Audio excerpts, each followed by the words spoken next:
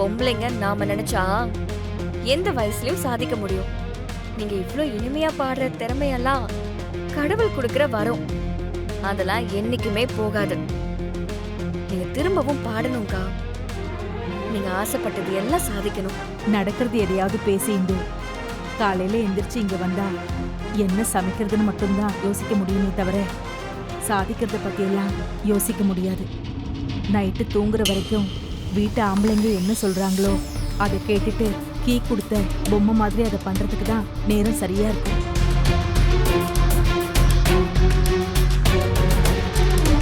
என்னை விட இந்து எனக்கு சாதிக்கிற வயசெல்லாம் தாண்டிடுச்சுன்னு வச்சுக்குவோம்.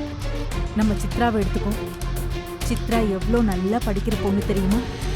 12th ஸ்கூல் ஃபர்ஸ்ட் வாங்கினா. அவன் மார்க்குக்கு நிறைய காலேஜில் ஸ்காலர்ஷிப்பில் மேல் படிப்பு படிக்கிறதுக்கு வாய்ப்பு கிடைச்சிது. அது உனக்கே தெரியும். ஆனால் அது கூட இந்த வீட்டு ஆம்பளைங்க படிக்க விடலை. எப்படி நான் இந்த வீட்டுக்கு வந்ததும் என் சிறக உடைச்சாங்களோ அதே மாதிரி சித்ரா கனவு காண்றதுக்கு முன்னாடியே அவ சிறகையும் உடைச்சிட்டாங்க. இதெல்லாம் எங்க தலையெழுத்து இந்து. இதை மாற்ற முடியாது. அக்கா, அம்மா சொல்ற மாதிரி அவ்வளோ சூப்பராலாம் படிக்க மாட்டேன். ஏதோ சுமாரா படிப்பேன், அவ்வளோதான். இல்லை இந்து, அவ நல்லா படிக்கிற பொண்ணுதான். அவளை படிக்க அமிச்சாதானே அவ திறமை என்னன்னு அவளுக்கு தெரியும். இப்ப பாரு, சித்ராவுக்கு அவ திறமை மேலேயே நம்பிக்கை இல்லாத மாதிரி பண்ணிட்டாங்க. இந்த வீட்ல எங்களுக்குள்ள என்ன திறமை இருக்குன்னு தெரியாத அளவுக்கு தான் நாங்க இங்க இருக்கோம். எங்களுக்கு இது பழகிடுச்சு இந்து. இவங்க அனுபவிக்கிற இந்த கொடுமை வேற யாருக்கும் வரக்கூடாது. எப்படியாவது நம்ம இவங்களுக்கு ஏதாவது பண்ணணும். அக்கா, அதெல்லாம் விடுங்கக்கா. இதெல்லாம் நமக்கு புதுசா என்ன? வீட்டில் மளிகை சாமான்லாம் தீந்து போச்சு. நிறைய பொருள் வாங்க வேண்டி இருக்கா? மாமா தூங்கி எழுந்ததும் ஆள் அனுப்பி வாங்கிட்டு வர சொல்லுங்க. எங்க நிலைமையை பாத்தியா? ஒரு மளிகை சாமான் வாங்குறதுக்கு கூட எங்க கிட்ட காசு கொடுக்க மாட்டேங்கிறாங்க.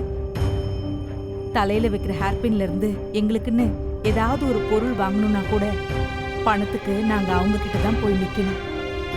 ₹1 வேணும்னா கூட அவங்க கிட்ட போய் கேட்டு வாங்குற மாதிரி தான் வச்சிருக்காங்க.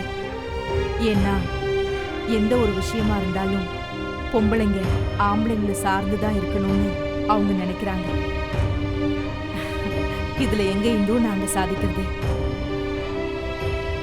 இந்து, இதை எடுத்துட்டு போய் கர்ணாவுக்கு கொடு. சித்ரா, அம்மா, இதை தாத்தா கிட்ட கொடுமா. ஜெயந்தி, இது உன் வீட்டுக்காரருக்கு. அக்கா, நாம காஃபி குடிச்சிட்டு அதுக்கப்புறமா எடுத்துட்டு போய் கொடுக்கலாம்ல? என்ன இந்து, அன்னைக்கு நடந்ததை மறந்துட்டியா? எப்பவுமே அவங்க சாப்பிட்றதுக்கு முன்னாடி நாம சாப்பிட்டோன்னு தெரிஞ்சதுன்னா அவ்வளோதான். அதுக்கப்புறம் நாம காலத்துக்கும் இந்த காஃபியை குடிக்க விடாம பண்ணிடுவாங்க. சரி, எல்லாரும் போய் குடிச்சிட்டு வாங்க. அதுக்கப்புறம் நாம காஃபி குடிப்போம்.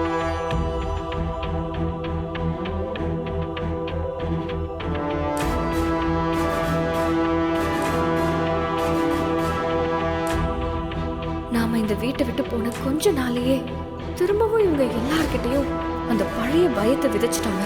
இதை இப்படியே விடக்கூடாது. ஏதாவது பண்ணணும்.